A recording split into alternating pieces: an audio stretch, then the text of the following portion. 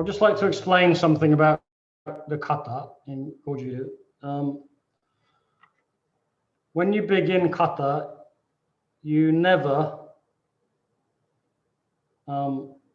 retreat. I'm using the word retreat as opposed to step back. There's only one kata where you apparently step back, but the point is you never retreat. You either go forward into the movement, or you go off at an angle, or you draw the opponent in as they attack. Does that make sense? And because of that, the Gekisai kata can be a bit confusing.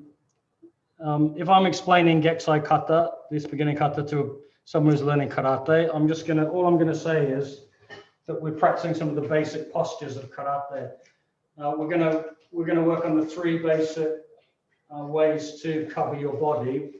One is the upper level, one is the lower level, and one is the middle level, which are essentially all the blocks in karate that do that cover one of those levels in one way or another, but they go through all those movements. It's not really different.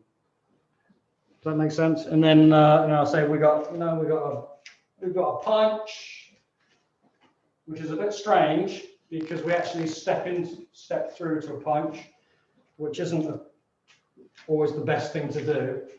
So that's a bit weird. Then we've got a basic kick. We got a elbow technique. We've got a back, like a back fist. So we have the thrusting technique. We have the uchiwaza, and we have the open hand, if you like, the swinging towards uchiwaza, and we also have a ashibarai. So essentially, to a beginning student, they're learning 8 or 9 techniques. But if you're learning the kata, that's one thing. But if you know the kata and you also have worked the rest of the curriculum or a lot of it, then you have to look at things differently. And the easiest way to do that is to relate it to other places in kata. But the initial movement, I'm actually stepping forward, like I said before, just like we do in Sanchin, except after I step forward, I change position in relation to the opponent. Does that make sense?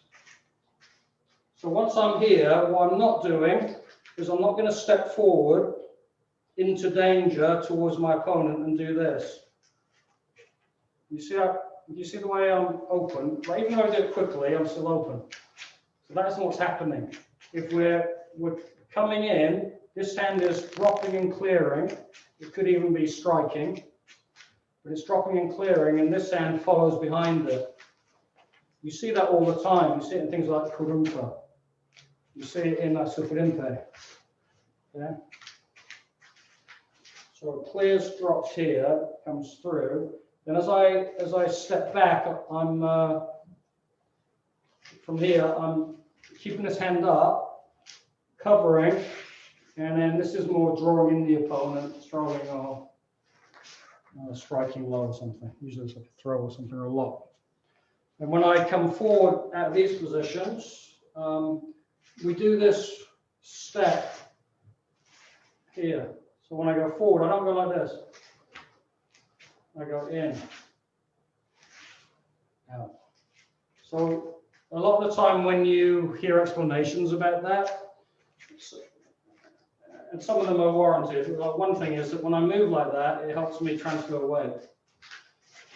But that isn't the reason we're doing it. And you hear things like, well, the ground's got stones on it, so just sweep them out of the way so you don't step on the stone. I mean, I've been told that before. But the key to that movement is you're stepping into an opponent, and as you step your foot in, at the same time this hand comes across. So essentially, I've moved off line, and when I go forward, I move back in line on a diagonal where my opponent is in a weakened position.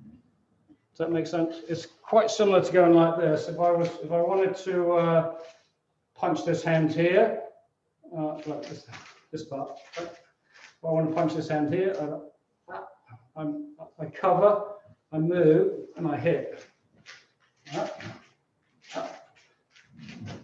This takes over, and then I come back in. Does that make sense? It seems like such a simple thing, but I think if we're going to do it, it's better to understand why we're doing it. So when I'm doing the kata from here, I'm really going to bring this foot in, out, and then this is smaller, in and out. And when we do a sanction kata, it's the same thing, in and out. Body's not leaning, but it's shifting diagonal.